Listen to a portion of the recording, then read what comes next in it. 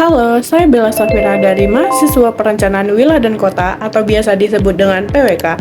Singkatnya, aku belajar soal bagaimana sebuah tempat harus ditata, mana yang boleh jadi kawasan pabrik, mana yang harus dilindungi, dan bagaimana keputusan itu berdampak ke kehidupan banyak orang.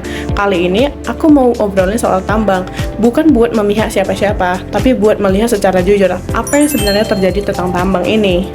Oke, kita mulai dari sisi yang menguntungkan terlebih dahulu. Dulu, Indonesia cuma jual biji nikel mentah yang menghasilkan sekitar 2,8 miliar dolar per tahun di tahun 2015.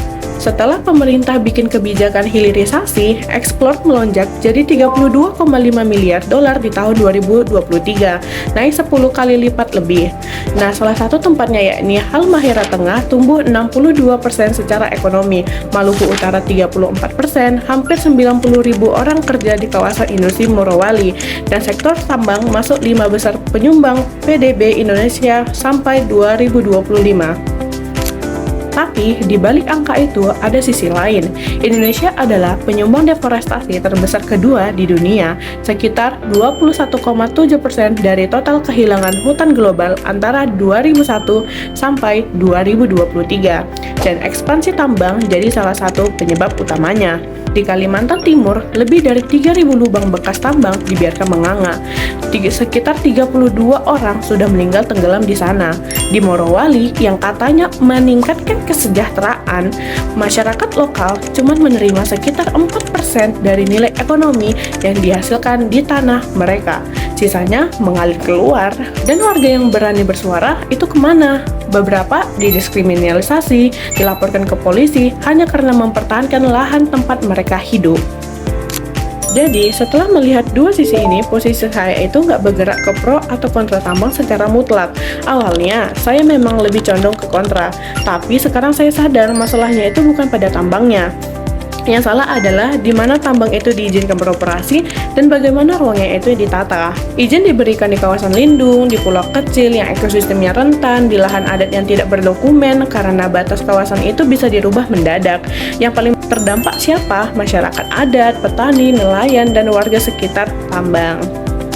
Nah, sebagai mahasiswa perencana, ada 3 hal konkret yang bisa saya usulkan.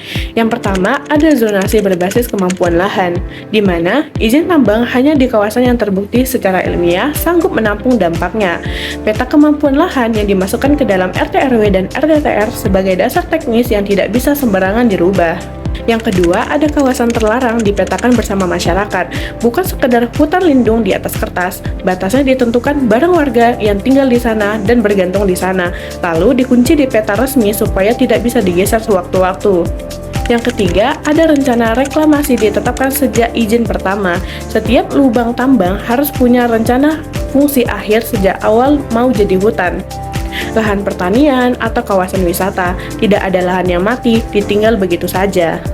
Berdasarkan dari penjelasan-penjelasan sebelumnya, jadi pertanyaan sekarang itu bukan lagi tentang tambang bendawan atau tambang tumbang, karena kita itu masih butuh mineral itu di kehidupan modern ini, seperti baterai HP, kendaraan listrik, kabel, semuanya butuh hasil tambang.